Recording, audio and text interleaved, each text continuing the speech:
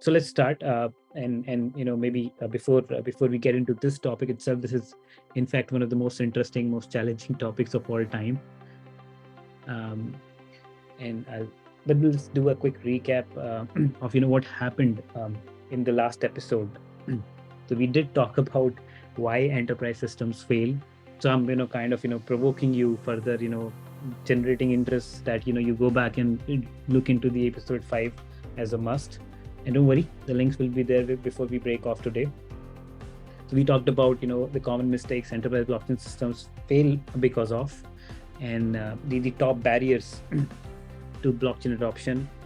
We did talk at length about the challenges which are the primary reason for the adoption is not happening, or why it is not taking up, and if it is not taking up at all. But though in the same contrast, we also talked about how much is already happening. It's not just that nothing is happening, we have got all the challenges in place and adoption is not there. It's already there. We also already talked about it.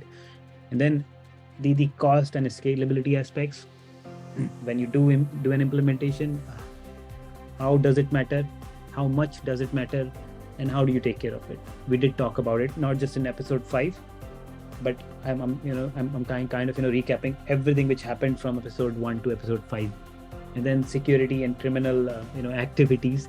It's not to be said criminal activities more or less, but it's about the security and other risks because of which blockchain adoption is hampered a little. Then the privacy challenges, lack of contribution, collaboration in the ecosystem, insufficient education, awareness about blockchain, the difficulty in the regulation environment and management of compliances, transitioning from this model to that model, and specifically from legacy to the Web3 model, the business workflow challenges and changes. We talked about interoperability because this is one of the hottest topics, and specifically for those who are already building something or have built something, but now they're talking about how do they collaborate with other players who are building in the same domain but are built on a different chain or on a different project or ecosystem, but yet part of the same business flow. We did talk about the process to go through a blockchain implementation. We did talk about the famous examples of project failures, including TradeLens, v.trade, the reasons for failures, and we tried dissecting at our own level how we saw them. Of course, those were just opinions. Practically failure is a failure in the end, and no analysis can save it from failure, but can only do a postmortem upon it and give us learnings for future. And then we also did raise some questions which are vital to consider before attempting a blockchain project within your own organization or firm or enterprise. And then what should be the structured approach towards the adoption? If you even have to look into Web3 or blockchain, what should be the approach to take it?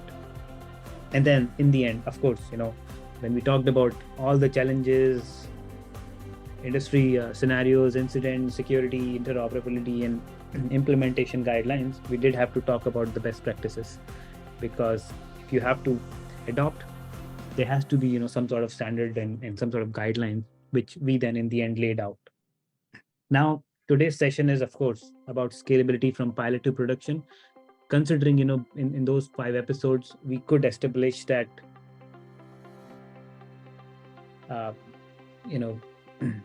that not all the things were wrong, and implementation was still possible. And we quickly changed the security settings of the meeting so that all can chat. But yeah, so the 5 episodes, they were primarily focused upon building, learning how to build, challenges, figuring them out, fixing them up, and then reaching up to a point where we can actually are ready in a state, and imagining beyond just a state, we are able to have a solution in place, or we are trying to build a pilot or something. Now at that stage, we must look into the aspects of how to scale it, because POCs, pilots, they're happening a lot, but still not all the solutions are going to production. Of course, during this journey, we'll do consistent recaps of the past, because that's something which cannot be avoided while talking about this topic. So we'll do consistent, look back and retrospect in the past sessions. So let's get started right away. And how we'll go about it, I mean, the structure of the session today is about, we'll start from considerations of, all the aspects of scalability. Now, this scalability usually is confused with the scalability which people, map with the throughput of a chain. We're not talking just that. That's going to be one of the parameters. But this scalability is about visualizing a solution, realizing it, launching it, taking it to production, scaling it to the ecosystem lens. So it's going to be wider and bigger. I'm already having questions from some anonymous attendees about, what does Zeeve do, and how do we contribute to enterprise blockchain, examples about real world use cases in enterprise blockchain. So I would, answer these questions on the way. These are important ones. We'll definitely answer. Let's go back to the structure. So considerations and then decision-making aspect, because that's part and parcel of the process. If you have to build something and take it to some extent, this is important. And this actually varies from what stage of project you are and what kind of decisions you will have to take. We'll talk about them. And then implementing. And again, this would include certain recaps of, how to implement, what are the things to take care of, how do you structure it, approach it. And then scaling is the words we'll move. But before that, we'll talk about type of, methods, consensus, blockchains, all sort of, questions. So I'm not going to say that, these are the right questions. I'm going to be actually revealing that would it really matter? But I think we'll reach on that. And before actually talking about scaling, we'll talk about a production ecosystem. How does it look? What does it do? And some of the people who have recently joined, we're just talking about, the scaling aspect of enterprise blockchain solutions, where you would be, leading and then taking on the challenge of building a real world solution. So let's start with the considerations. Now, it's of course pretty generic that if you have to build a blockchain solution, you must consider that are there open innovations which are already available? Are they, are there, projects, frameworks, utilities, foundations which you can be part of or utilize or get indulged in or get started with or can learn from? So of course, this is one of the most important aspects. So I say, for example, GBA, it's Government Blockchain Association. Being part of it would expose you to a lot of, inputs, innovations. Being part of Hyperledger Foundation would expose you to a lot of inputs, innovations. Being part of Ethereum Foundation would expose you to a lot of innovation, inputs. And being part of, Polkadot, Algorand, Polygon, all these projects would give you a lot of exposure in terms of what is happening around you. I'll give you certain insights that would, give it a validation that why would it matter. So open innovations are always better. Always keep your mind open and always stay connected to whatever is happening around in this space. And of course, we as part of this series have been talking about it at length, that what is happening. So I'll again talk about those things while, discussing some specific aspects. And then now, because we are talking enterprise blockchain, so yes, a permission blockchain doesn't always have to be private. It's a very interesting aspect. I love this topic a lot, and I'm going to give you great insights during the session, because there's a new generation of chains. We talked about it in episode 4, episode 5 twice, but I would not miss it again, because there's a new generation of blockchains which are coming out, and enterprises cannot just be blind to the fact that they cannot simply shut the door saying, oh, it's a public blockchain, shut the door, we're not talking about it, this is not for us. I'll give you a real insight on how it matters and what is being changed here. And then, of course, transparent governance is the way to go, because decentralization should be the intent when you build a solution. It should not be just built because blockchain is seen as another database. So I really, am a critic. Of course, I'm a devil's advocate at the same time, but I'm a critic to those kind of, analogies where people say blockchain is just another database. No, it's more than that. And that's why if it's another database, I'll simply replace my MySQL with this. Would it make my solution decentralized? No, it is not going to. So there is an architecture behind it. There is an art of, designing a solution. We discussed it at length in previous sessions. So transparent governance is the way to go, and this is also the inception of a decentralized model, and they go hand in hand. We should be very careful about it. Then create a proof of concept, because technology is nascent, that's one. Awareness is less, that's two. Lack of expertise is also a thing, that's three. And then four, if nobody has proven it already, you should be double careful. Five, because it's not just about you being careful, it requires some investment, it requires people, time, effort, money, everything. So again, proof of concept is the way to go in these kind of trending urban tags. Last, choose the blockchain platform carefully, and it is directly looping back to the open innovations are always better fact. Because if you are more aware, you would choose it wisely, and your learnings would make it even more interesting to you in terms of how you choose. Blockchain decision tree, we talked about it already when we were discussing the topic of designing a blockchain solution during episode 3. This is pretty much, I'll leave you to read again, look again through it. We discussed how this matters and all, but this is about deciding if you require a blockchain solution or not. This is step one. This is like thinking of, do I need to eat or not? And then if I need to eat, what do I need to eat? So this is about all this aspect is all about that. Questions are already coming in, but I think I'll just park them for now. But maybe this is a good slide to talk about it. So in the meantime, Karthik is starting to put in the links for all the past episodes. So copy them, save them for later, go through them. It's going to be really interesting, I promise. But yeah, let's go to the questions again. So on this slide, we were simply talking that what we have done in the past during the episode 3. How do you decide if blockchain is a fit for you or not? And if it is a fit, how do you maneuver through different questions? And we also talked about that this tree is not enough. There are very detailed trees which are created. In fact, if you're in India, Niti Aayog has created one. If you're in US, so many organizations has created these kind of workflows already. So decision tree is important. I'll quickly back to some of the questions. So one question is, what does Zeeve do actually, and what exactly is contributing for enterprise blockchain? This is I would park. Any example about real world use cases in enterprise blockchain? I would say when IBM started with Walmart talking about quality of mango, I think that's where the first use case was invented. And then after that, there was no stopping. Supply chain counterfeiting, tracing, tracking, provenance, e-warranties, reinsurance, co-insurance, trade finance. The world is full of use cases now. We have a proper episode 3 around it, episode 4 around it, where we talked about so many use cases in so many industry segments. So I think when Karthik would put up the link, and you can copy it and read about it. So then another question is, what will be get replaced by enterprise blockchain in our current world?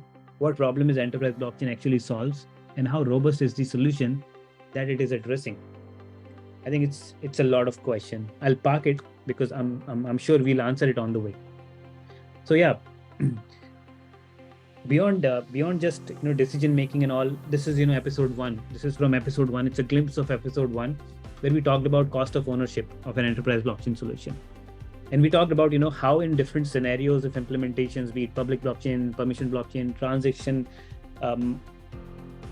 transaction size, and also the volume of transactions. If you are building a macro transaction system, how it varies, what impacts, what does not, and then how, other parameters like hosting, consensus, automation comes in play and help you maneuver. So I recommend you go back to the episode 1 and go through this in detail. Now, this is where we actually hit the deck today. Implementation strategy. Scaling happens when you have something in play. So we'll first talk about implementation strategy. And now, when we talk about implementation strategy, the most important aspect is you need to figure out the perfect solution for your application. Now, when and where blockchain makes sense, go back to the decision tree, figure it out if blockchain is a fit or not. Because if you don't do it, you're going to set everything for a failure in the end. Second, which inventory use case can address business challenges? Here, we're not talking about your own inventory. We're talking about what the world has already done and what kind of projects or solutions which are there, which already exist. So you do look through them. If there is a supply chain solution which is somewhere running already live and people have put in their efforts into it, do look through it, learn from its challenges, and also maybe see its values, what it is driving, how it matches your scenario and all. So inventory use cases are very interesting. Do look through them. You would find a lot of case studies even on Zeeve's website. You would find a lot of case studies. Maybe we can put the link for case studies as here as well. And then how every use case leverages blockchain strength. This is a follow-up of that. You have to look into use cases, because when you would look into it, you would understand the value blockchain brings. If blockchain was, doesn't bring any value, it would not make sense for you to look into it. So of course, the decision tree, all the maths, all the awareness, that's one, but learning from what exists really matters. This is how mankind has been from the beginning. And then in the end, whatever you have seen in your segment of industry, what kind of use cases the world has done, what kind of theories are there, what kind of papers are there, what kind of learnings you've got, from value to strengths, do a ranking system. List all of it down and then rank based upon what matters to your company or your use case. Do not just follow what others have done, because there would be 20 use cases out of which 5 would have certain benefits which would fit into your use case or your scenario. So rank them according to what fits your scenario. And then rank them on the following basis as well, because of course it is for your use case, but then you have to have certain parameters. So viability, can you expect any returns? That's one most important. This is a synonym to ROI. Must list it down. Can you deliver the use case? Of course, the functionality, which matters here. And for a POC, you must have an end goal. And then desirability. Do your consumers want this use case? So is there a need for your consumers to have such features? For example, maybe if it's a supply chain, do your consumers really care, or it matters to their quality that they scan and they know what kind of value you are delivering to them? So it's a strong map, ultimately mapping the viability functionality to the desirability. It's really important. So this is step one, where you focus upon the solution of your application. We're not talking about the technical solution of the application. We're talking about the solution of your application. How do you apply this solution and get the viability, functionality, and desirability out of it when it is used or built using Web3 or blockchain? Step two is develop a proof of concept. Now, of course, to start developing a proof of concept, you need to ensure the value which you will bring out of it if it is developed right, and you need to identify the challenges while building it or developing it as well.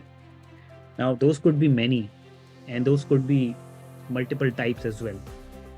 These challenges we have discussed it at length in the episode where we talked about designing a enterprise blockchain solution. So you can of course look back into that episode. Second is select the right blockchain technology framework. This is something which we'll explore, where the insights are into the next generation of chains. But again, private, public, consortium, permissionless, these are not enough. There is another one. So don't worry, it's not going to be such an old boring discussion about which framework to choose and these are the only options. There are new options available today, we'll talk about. So but right now what matters is these steps, the flow of approach. Third is put a team around it and then align it with its stakeholders. Stakeholders can be internal and can be external. For example, for a POC, usually it is recommended that you have stakeholders. For example, in a supply chain use case, bring in parties who are actually going to be the part of execution. And then develop technical and functional architecture. This is typical software development lifecycle. There is nothing important in the process, but in the execution, because here decentralization needs to be the intent of the solution while keeping in mind the functionality, viability, and desirability. So decentralization should be part of your architecture, because blockchain is not yet another database.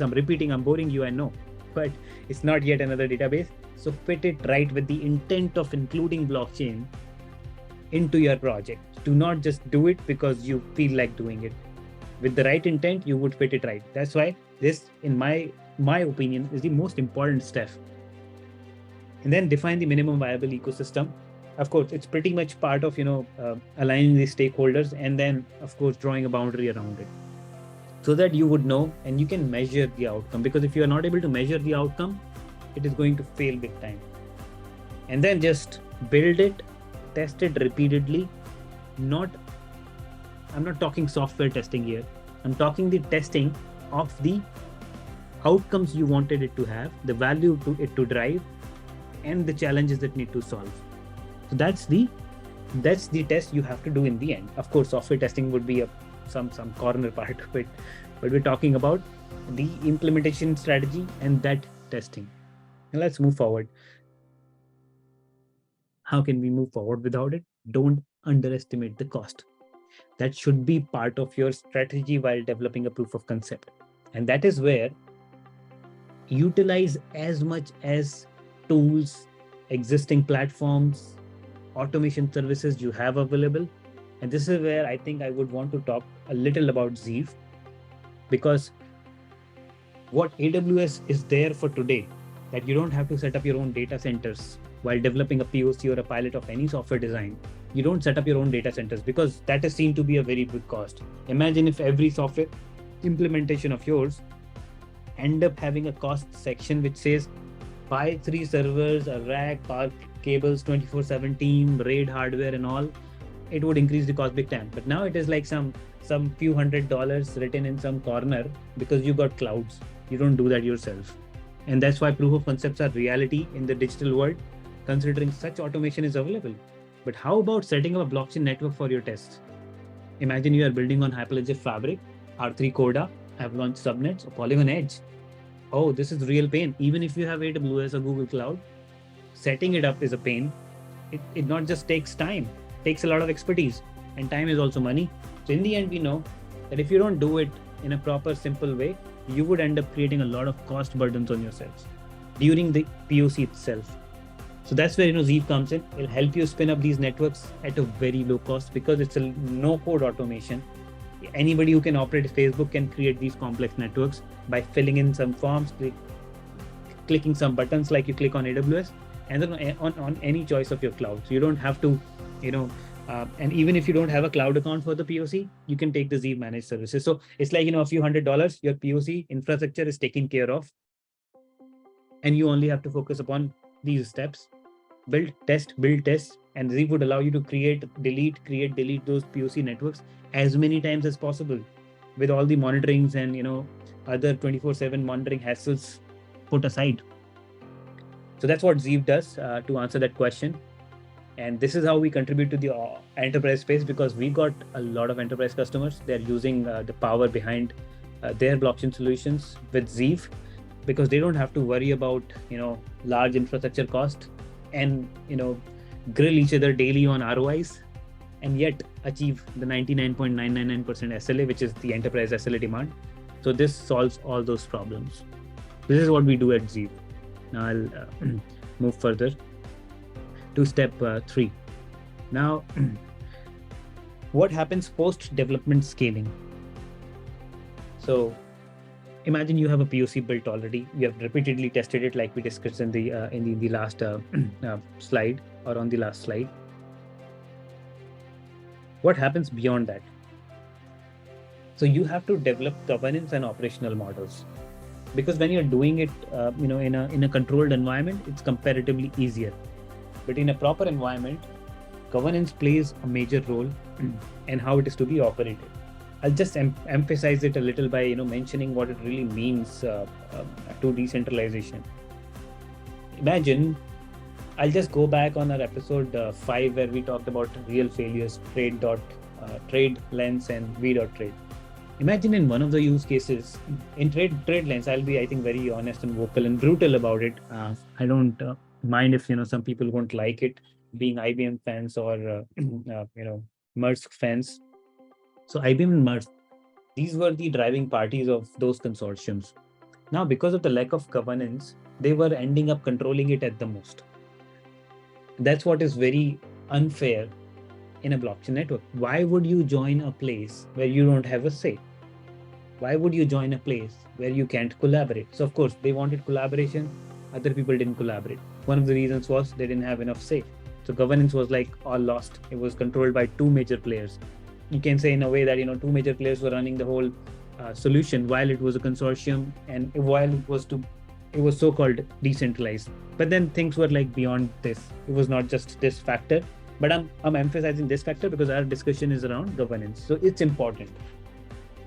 In TradeLens and v.trade, they failed to brought more collaboration, and of course this big funding box circle on the right in the third point is something where we'll talk back on those points.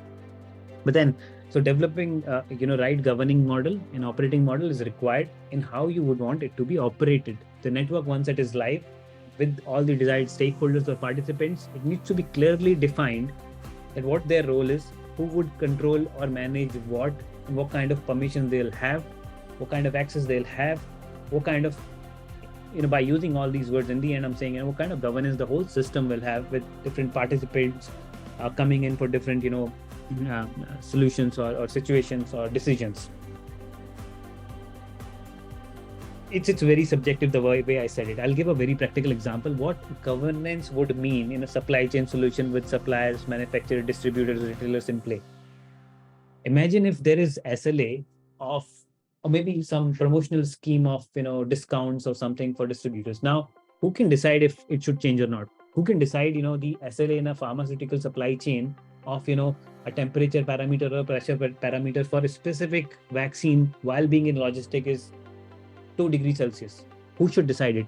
Of course, all the parties coming together can contractually decide it. But then later on, what if it needs to be changed? Who can decide it then? It's an on-chain system which is following a validity rule programmed in a smart contract. It does not mean that it can never be changed. It means that if the parties would come together, who are in the end the stakeholders or the affected parties, if they can come into a newer contract, they can of course update it. That's the governance bit. It's a very simple example. The governance structure is more complex than just this, but I'm trying to map it to you in the sense that how it works. There should be 10 more things which you need to be careful about while drawing the governance structure. Well, let's move on to the next point, which is plotting your selection in live production environment. So whatever you would do, what governance model you have done in POC, what would come into production should be clearly defined. And not just that, but stakeholders, the number of parties, the contractual validity rules, everything needs to be taken care of. So there has to be a map of a journey from pilot to production and the questions you need to answer. And then you need to expand your minimal viable ecosystem by joining or creating a consortium. Now, until this point, we were talking about internal stakeholders. Now we're trying to bring it to the real world parties, not on simulated data, but on real data. So it's about forming a consortium. And then the ideal characteristic of consortiums are leadership. Who leads it, in the sense, who starts the consortium? Now, in a supply chain ecosystem, a manufacturer may start a solution, but then he needs to invite more members. With more members, the governance structure needs to be defined. So 1, 2, 3, pillar 1, 2, 3, leadership, membership, governance. This is how it works. Funding, because no one owns the network completely, means not just the hardware, but other aspects as well. So the cost must be shared. Who would put in how much based upon how much value they are driving out of it? You need to ensure that the whole consortium is balanced in the sense that they have say based upon their stakes into it, and then they have the money or the backing into it as well based upon the returns they're getting out of it. So it has to be properly balanced. It cannot be imbalanced. This is one disadvantage because of which TradeLens and v.trade went down, because they lacked collaboration. And collaboration, if you would dissect it further, if you would analyze it to the bits, you would realize that it's not just about money, it's about ROI, it's about control, it's about having a say and everything. So these 4 parameters were not balanced in those solutions. Now, integrate with legacy systems. Blockchain never said replace everything you have built for all those 20 years. Do not do that. Fit it if it fits with it. And if it fits with it, ensure how it fits with it. So integration with legacy system is still important. But while doing so, you need to again ensure that is this process making it centralized in some way or other, or it is just making it more convenient to use. If it is making it centralized, question it. If it is just making it convenient to use, but keeping it decentralized, go for it. That's my opinion. And then industrialize your solution and enforce regulations. That's the circumference of the umbrella in the end. In the enterprise ecosystem, this would come around or come about you at all costs in the end, because whatever you would build would serve a purpose, and this would have to ensure that it fits to the industry standardization, so that it can be actually adopted and accommodated, and then it has all the regulations in place so that it actually runs for the right reasons. Now we are coming back to this topic. Pick a type of blockchain for your solution. Of course, we already discussed every bit, but why we are talking about this now? Because this matters. Because this is where I'm going to tell you the interesting bit, the hybrid piece of it. We only heard about public, private, permission, this and that and all. We only heard about Fabric, Coda when we talked about enterprise blockchains, or maybe some more. But today I'm going to give you some new names. How about Polygon Edge? How about Avalanche Subnets? How about a Polkadot parachain? Now, Polygon sounds like a public blockchain. I shouldn't be using it. Avalanche, again, another public blockchain. I shouldn't be using it. These are not for enterprises. These are cryptocurrencies. And Polkadot, another cryptocurrency, should not be using it. But there is more to it than you think. What it is? When you design a blockchain, I'm talking about a blockchain protocol itself, layer 1 or layer 2. There are two important aspects of it. Decentralized ledger and the validation of it. Or you can say in more technical terms, if would want to, like most technical people would do, block validation. Or you can say the consensus of it, or you can say the ordering of it. Now, let's see the common aspect of it. Even if you do Hyperledger Fabric, there is a consensus in play. What drives the consensus is the consensus nodes. We call them orderers, right? They put the order to chaos. These are the nodes. They matter. They are the consensus. If you run all the orders under one company or one firm in a consortium, you're centralizing the consensus. There's no point in doing so. Decentralize it properly. This is one thing, which we have given the flexibility out of Zeeve, that if you deploy a fabric network using Zeeve, you control, or you can actually design a topology where the leader organization can have 3 order nodes or 5 order nodes. But then when they invite more people to the same consortium, they can allow them to deploy more order nodes as well. So this is kind of a flexibility you look for. But yeah, our focus was understanding. Now, even in Ethereum and Polygon and Avalanche and Polkadot, we have validators. Their job is to validate the chain. Again, pretty much following the consensus rule, ensuring that everything is in order. There is no chaos. Imagine a system where I can have a governance, I can have a permissioned space. I can have smart contracts working. I can have limited stakeholders, ledger controlled and accessed by limited parties, yet having the capability of validation from a public chain. Polygon Edge, the validation, the consensus layer is Polygon POS or Ethereum, while you still have a private network. Ledger, which is data. For enterprises, ledger equals to data, equals to important, equals to sensitive, equals to not to be shared. That is taken care of. For enterprise blockchain solutions, permissions are important, and that is to be taken care of. So in Polygon Edge, you can create a private network. The validation would happen outside. So you don't have to worry about, because this system is 200%, 1000% trustworthy, considering there are hundreds of nodes out there which are validating the ledger without accessing the ledger. This is the important bit. So you can create a private environment, permissioned environment. You can create everything you need, your own token economics, your own native token, your own use case, your own participants, your own stakeholders, yet with the capability of validation, which is so trustworthy because it's built out of so many people running the nodes, means super decentralization without having to build your own chain at that level, because Polygon POS or Ethereum, they have so many validators already. Now let's talk about Polkadot. You can create a parachain with all those capabilities: private, permission, completely public. You can have your own native token. You can have your own token economics. You can build your own smart contracts, your own use cases. You can have your own stakeholders, allow the ledger to be shared between limited people with the permissions you desire, but yet have the validators of the relation of Polkadot and make it super decentralized. Same with Avalanche Subnets. You can create an Avalanche subnet, which has your own token economics, your own native token. You can create multiple ERC contracts and other stuff inside it, as many as you would want, with as many smart contracts you would want. Have it private, public, or permission with your own choice of stakeholders, limited ledger access to any number of people, and yet choose how many validators you would want. I love that the most. And still have the capability to allow multiple validators to come in and validate this chain, which means again decentralization. Said more, still not enough, but still said more. So this is what the beauty is of the next generation hybrid blockchains, which the enterprises must look into now. Time is now that we leverage this capability. Fabric, of course, it's not as strong as in tokenization as Polygon Edge is, or Avalanche Subnet is, or a Polkadot parachain is. But your fear of having, a public ledger is not anymore. Your fear of not having control between limited parties, your fear of not having governance between multiple parties is no more. Go ahead, try it out. And that's what, and don't worry about the complexity. We have automated Polygon Edge, Avalanche subnets, Polkadot parachains within Zeeve. So you don't have to worry about how to set it up. Leave that to us.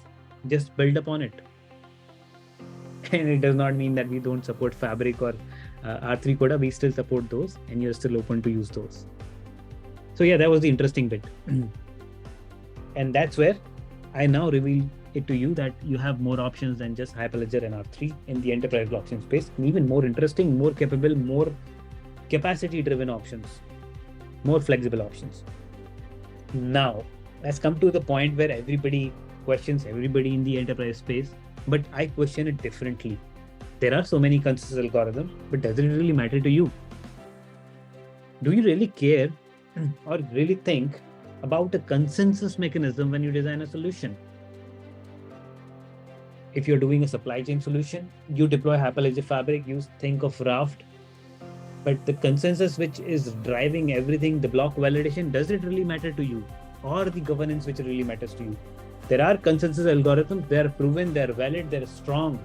And specifically when you go to systems like Polygon Edge and Avalanche subnets and Polkadot parachains, and even Fabric and Coda, they're way strong than you think.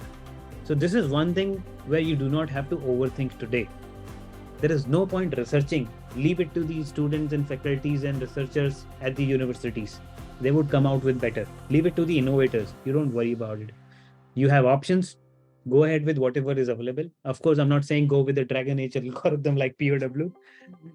But today, if you would use any enterprise grade protocol like I mentioned, Fabric, Coda, Polygon Edge, Avalanche subnets, Polkadot parachains, you would not end up with a consensus which is a Dragon Age consensus, which does not do the purpose. So 99% consensuses which you would have in these protocols will fit your purpose. And your purpose, your consensus is not block validation. Your use case would revolve around a lot of implementations, workflow, business validations which you will build. But the block validation consensus is not something you will build. That would come inherited, embedded into the protocol you would choose. So don't worry about this much. This is something we need to leave to researchers. We need to leave to the protocol creators. We need to leave to the innovators, the universities, students, and faculty members and professors. Don't get scared of it. Of course, if you have interest, do explore them. I'm not stopping you from that. Do explore them. That would enhance your capability to design governance and drive more throughput, more scalability out of the system. But don't worry about it much. And then the production ecosystem. So we simply covered in 5 steps or 5 pillars. 1, what is the ecosystem value proposition? Again, if you would map it with what we were discussing with or before even designing a POC is about the same. We don't do anything in our lives without a reason. So what is the value prop we are bringing into the ecosystem? We need to be very sure of it. It is not just because we want to build it. It is not just because the tech is new. It is not just because we've got funds to do it. We should do it. Again, it sounds philosophical, but I always motivate and recommend this everywhere I go, that it should have a value coming back into the ecosystem. So always focus on value prop. Second, who are the potential participants? it's pretty similar. In your entire day, you meet people for a reason. You know who you are meeting and why. So in the same way, when you design a solution, you work around it, you reach it to, you make it to reach production. Then you need to understand that who would be participating. If I'm designing a supply chain solution, I may be thinking of manufacturer, distributor, retailers, or maybe the suppliers on the other side, being the participants. Or maybe in some cases the users can participate, the end users, who could actually be scanning the QR codes, the barcodes to get the traceability or the provenance of whatever happened with their product. So they can be the participants. All I'm saying is we must be aware of it properly, not just because we think about it one day and we want to build a system and we know our participants. We need to do the step 1, 2, 3 approach we discussed to understand the participant, because this is where the ecosystem model would matter. If you know the participants, you can model it, because ultimately every solution built in any enterprise would revolve around certain parties participating and the operations between them. And the fourth point, the governance of it. So solution is contractual. It will have governance. It'll have participants. Participants will be operating. They'll be voting. They'll be endorsing different proposals, different systems, upgrades into the systems. So it would be governed. And then in the end, building, scaling, and even taking it to production, there has to be a checklist of everything you need to maintain based upon the questions we laid out in step 1, 2, 3. Then what are the essential preparation steps? You simply cannot do it like you want to do it and you started it. It's an enterprise ecosystem we're talking about. It's production grade system we're talking about. That's why I said cost matters, automation matters, infrastructure matters, participant matters, governance matters, value matters, challenges matters. So we discussed everything, and that matters. So you need to list them down for your specific use case, and then before execution, ensure all of them are green ticked. Now, if you need more more help, more understanding on how blockchain automation comes in, what Zeeve is doing, how it can help you build your use case on any sort of blockchain protocol without investing a lot of cost into your pilots and POCs, even in production systems, when you focus on SLAs, monitoring, analytics, everything, do get in touch. We have 3-month subscriptions for enterprises to kick off their pilots and POCs. We also consult and help on infrastructure architectures, topologies, ensure proper decentralization while designing and we support all the protocols which I just talked about, or even the hybrid ones, the next generation blockchain ones. So don't hesitate, get in touch and know more about how you can build better Web3 infrastructures and then do fantastic POCs and build production grade systems for the next generation. So just scan it, or maybe go to zeeve.io, both works. Now, this is something which we discussed in the enterprise challenges aspect as well. And when we talked about use cases too in episode 3, we did talk about it. And we had a narrative when we talked about it. Today, we are saying that, the scale of key enterprise challenges when adopting blockchain networks, these are the, these are the dimensions of it. But then that day when we talked about, we very clearly said the narrative that most of the challenges are not tech, they're business. That's why I'm saying it's more important to figure out the governance, the participants, the value it brings into the ecosystem, the challenges it has to overcome, and as a solution, how it needs to fit and scale is more important than looking into consensus, which protocol, that protocol. That's the easy bit. We are there for it. Others are there for it. Innovations are happening around it. So think more on the business lines.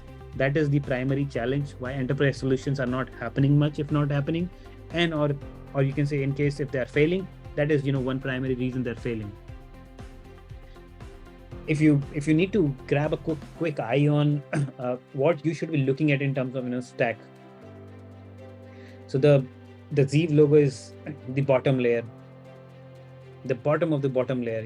Even below the presentation layer, decentralization layer. If you see, you can build and deploy any protocols using Zeeve, and then after the protocol, you need the tools using which you can build smart contracts and then program your business workflows. So that's where And then you need protocols or tools through which you can actually build the user interfaces, operate those smart contracts. And then you need the user-facing applications, including some of the wallets, and then some custom-made applications both. So at the bottom, you need infra. At the middle, you need the decentralized applications, and then the tools to build them, like the APIs, the data APIs, and the aspects around them, and decentralized storage, as well as the wallets. And then on top, you would require the user-facing applications, which are also to be decentralized. Now let's talk about the stability trilemma.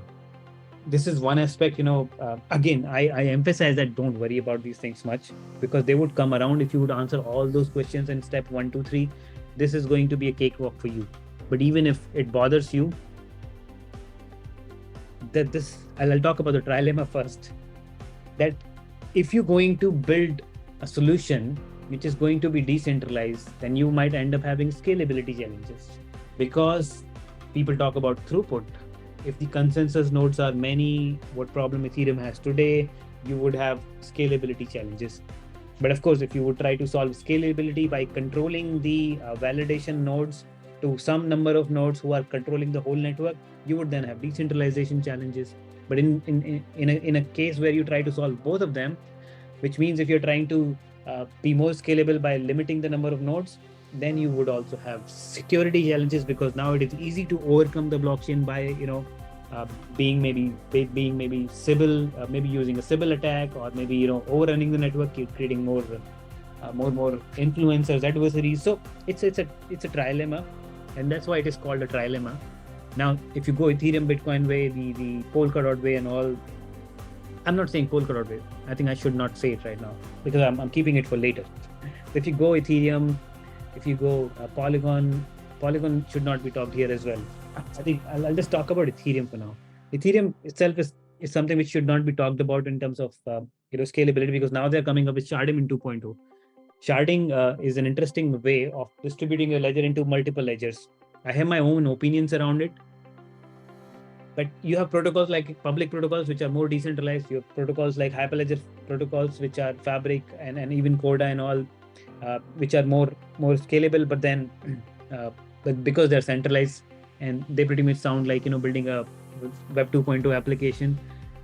So in all those aspects, I see the Polygon Edge, the Avalanche subnet, the Polkadot parachains, or maybe Ethereum 2.0 is itself a very interesting solution, and they are actually going to solve this trilemma not today but tomorrow.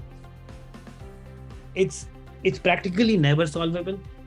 That's what my own opinion is, because if you say sharding is the way to scalability, then I say sharding means distributing the ledger into smaller chains, means again in some way splitting it and splitting the decision of validation and the sacrosanct nature of it into smaller concentrated nodes, which can be compromised.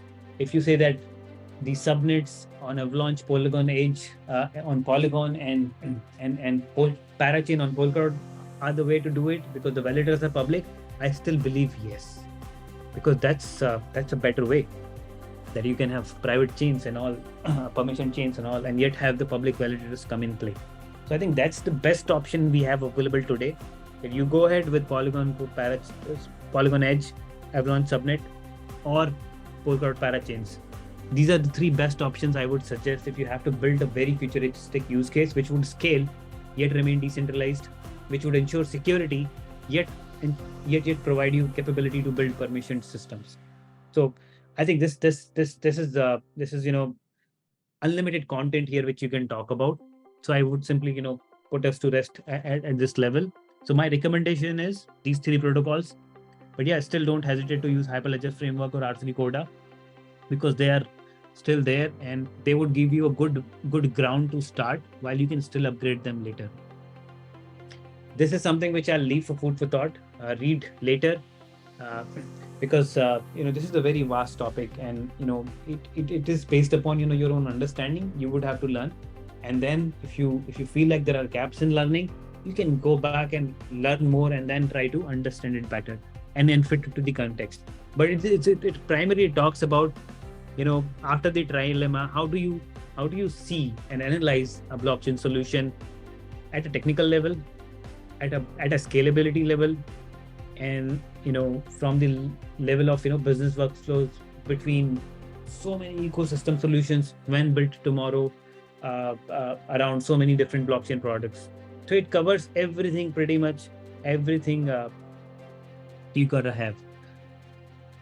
In the end, again, I'll say, reach out to us if you need to understand more. Episodes are in Q&A chat already. Copy them, and you can maybe I'll put these episodes in the chat again for everyone to see.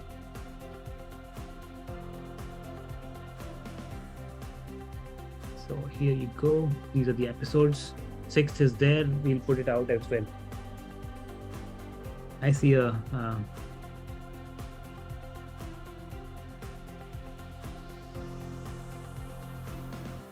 okay. Any questions? If I can take up, let me know.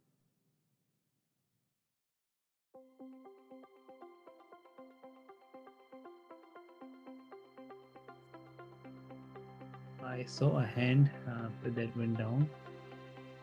Yeah, raise a hand if you need to speak up or maybe share anything with rest of us. I'll open the mic.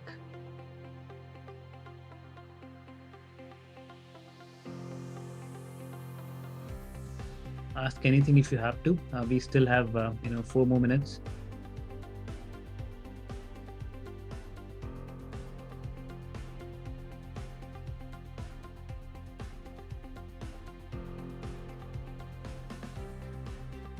How to solve the trilemma problem? There's a new question in the chat. I didn't get the properly. So I'll run it for you again. I'll run it to you very objectively. Now, why we call it a trilemma? So, for example, if I'm building a Hyperledger Fabric solution, I only have barely 5-10 consensus nodes, which means that this network, and consensus nodes are the nodes which would which ensure that the network is sacrosanct, nothing is tampered, and everything is transparent and valid. But if you overcome this, if this is only limited to certain parties, there is a risk. So if this network is highly centralized, it can run fast because consensus should only happen between smaller nodes. It's like if you open a question to whole country, or maybe not a country, just to a city, the decision would never come. So you have some chosen members who would decide. This is how every consensus, or not every, most of the consensus work, that they decide a validator which publishes a block, and block is the proof of everything inside it, and once published and confirmed is always going to be there. So validators does the job. The more the number of validators, the more decentralized the network is. But then the more the number of validators, the slower the consensus would be achieved. Means the slower the block propagation will be, and or block generation will be, or validation will be, and the slower that will be, the slower the transactions will be. Hence, you have scalability issues in your solution. So you cannot build a payment solution around such a thing. That's why. And then it's not just time, it's also cost. That's why people hated Ethereum 1.0, where transaction cost was really high. It still is. I know what is going through your head when I said so. It still is a challenge, but it's going to be solved in one way or other. So when you increase number of validators who are driving the consensus, you slow the process down. When you decrease them, it is pretty much decent. It's pretty much killing the decentralization, because now there are 10 people who can be influenced, adversaries can be there, or can be overcome by running another majority number of validators. That's why it's always a trilemma. And when you reduce the size of the people who control the network, you also open the network to security. You make it vulnerable. So this is why it is called a trilemma. I hope this now maybe maybe easier to understand. Now, another question is, will decentralized as an idea fade away eventually? I don't think so. Reason being, in how I see networking or computer networks evolving is a very different way. When there was only one device on planet Earth, we never needed networking, let alone blockchain or these kind of complex networking solutions. But then when there was two devices, there was a peer-to-peer connection between them. When they became 3 to 30 to 300, the world realized that peer-to-peer connection wouldn't work because we didn't have enough computing power to process that. Network congestions were happening. So that topology was thrown away. We didn't have bandwidth back in those days. So that topology was discarded. We created centralized topologies where client-server architectures were born. And those client-server architectures, they practically said that one server can, connect many people with it, pass on data from one place to another, and also, work as a central unit for data to be processed. So that's how centralized computing, client-server computing evolved. Now, I still call the today's word as semi-decentralized because you still have 10,000 validators on Ethereum and you have millions of wallets. So 10,000 nodes are validating millions of transactions of the world, which is like instead of one server and many clients, you have many servers and even many more clients. So it's semi-decentralized. But I believe that tomorrow, decentralization will come into its true existence. Like Vitalik also said that by 2032, our mobile devices will be publishing blocks and they'll be validating it. They'll be the processors, they'll be the operators, they'll be the executioners, and they'll be the validators. When that happens, you're looking back at a world where we are still back to square one, computer networks, peer-to-peer computing, but capabilities of today's blockchain level of, transaction validations and decentralization. And then the follow-up question is, phones will have computing power eventually, but what about storage? I think, that goes hand in hand. This is something which, we should not worry about. If you remember the first phone you ever bought and the phone you have in your hand today, you can see the remarkable difference between the storage you have today. We talk about GBs of RAM like nothing is nothing. I still remember my old days when we had kilobits of RAMs. When KBs turned into MBs and then MBs into GBs, we never realized. So it's not just the computing power, it's the storage which is working parallelly to it. And it's actually coherent. If you see, we always say that, CPUs and then RAMs and then, hard drives. And then even between CPUs and RAM, there is caches, L1, L2, L3. So memory, it is a very interesting aspect. If you store something, there is a purpose to it because you want to compute upon it. And if you have only computing, you need to have a storage because computing would take place upon some data. Now, if you see the connection between compute and storage, they will always evolve cohesively. Because the faster you can compute, the faster you would be able to read and write. So it needs to evolve equivalently. And then when it comes to networks, it's not just about compute storage, it's about the infrastructure bandwidth as well. How much faster you can read, compute, and transfer. So data at rest, data in execution, and data in streaming or flow. All these three things will evolve together. I think this is where, I put rest to my voice, and I'll welcome any more questions if would come. Or we'll, maybe close the episode today. So thank you everybody for joining in. Go through the rest of the episode if you have to. We have one more episode in this series remaining, and we'll try to contribute as much as we can, deliver as much value as we could in the past and in future. So again, have a wonderful day, night, and afternoon, whichever part of the world you are. Thank you for joining in. Bye-bye.